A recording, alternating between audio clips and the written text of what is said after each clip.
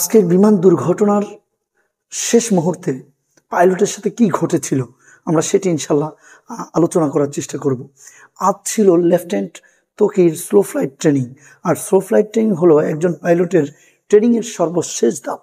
Fighter jet operate করার জন্য একজন পাইলট যে হাই স্কিল্ড সেটি প্রমাণিত হয় যে স্লো ফ্লাইট ট্রেনিংয়ের মাধ্যমে। যে ট্রেনিংয়ের এই পর্যায়ে পাইলটকে নেভিগেটর বা কোনো পাইলট বা কোনো প্রকার ইনস্ট্রাক্টর ব্যতীত একাই মূলত ফ্লাইট অপারেট করতে হয়। এখানে কারো কোনো সহযোগিতার কোনো জায়গা থাকে না। আর সেরকমই একটি ট্রেনিং করতে যাচ্ছিলেন, ফ্লাইট অপারেট করতেছিলেন তিনি। যে কোনো প্রকার ট্রেনিং ফ্লাইট সিভিলিয়ান এরিয়া থেকে অনেক দূরেই হয়ে থাকে, তবে স্লো ফ্লাইট সাধারণত আরবান এরিয়াতেই হয়ে থাকে। আর আরবান এরিয়াতে এই ধরনের সেন্সিটিভ ফ্লাইট অপারেট করার জন্য পাইলটকে যথেষ্ট কোয়ালিফাইড হতে হয়। ফ্লাইট লেফটেন্যান্ট তকি তেমনই একজন পাইলট। ট্রেনিংয়ের লক্ষ্যে তকি তার F-7 বিমান নিয়ে কর্মীটোলা পুরাতন এয়ার ফোর্স বেস থেকে টেক অফ করেন এবং পর উত্তরা, দিয়াবাড়ি, বাড্ডা, হাতিঝিল, রামপুরার আকাশ জুড়ে তিনি উঠতে থাকেন। তবে কিছুক্ষণের মধ্যেই তিনি বিমানের কিছু সমস্যা আঁচ করতে পারেন, লক্ষ্য করেন। তিনি সাথে সাথে কন্ট্রোল রুমে রিপোর্ট করেন এবং জানান যে তার বিমানটি আকাশে ভাসতে চাচ্ছে না। মনে হচ্ছে যেন বিমানটি যে কোনো সময় পড়ে যেতে পারে।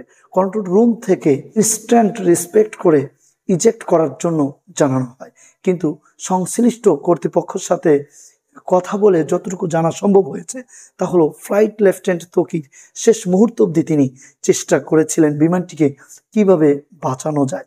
তিনি বিমানটির সর্বোচ্চ ম্যাক স্পিড তুলে বেসের দিকে ছুটতে থাকেন, কিন্তু এরই মধ্যে লেফটেন্যান্ট তকির বিমানের সাথে কন্ট্রোল রুমের যোগাযোগ বিচ্ছিন্ন হয়ে যায়।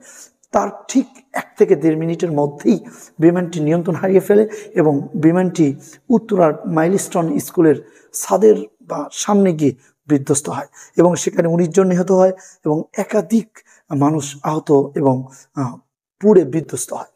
কাজেই আমরা যে বিষয়টি এখানে লক্ষ্য করতে পারি সেটি হচ্ছে পাইলট তকি সর্বশেষ তিনি চেষ্টা এবং সাহায্য চেয়েছেন কন্ট্রোল রুমের সাথে।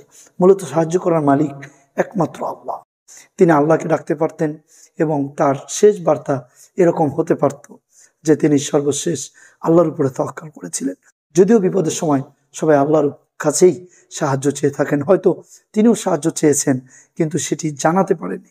আল্লাহ তাআলা এই পাইলট সহ যারা শহীদ হয়েছেন, যারা মৃত্যু গ্রহণ করেছেন, তাদের সকলকে শহীদি মর্যাদা দান করেন। আসসালামু আলাইকুম ওয়া রাহমাতুল্লাহ।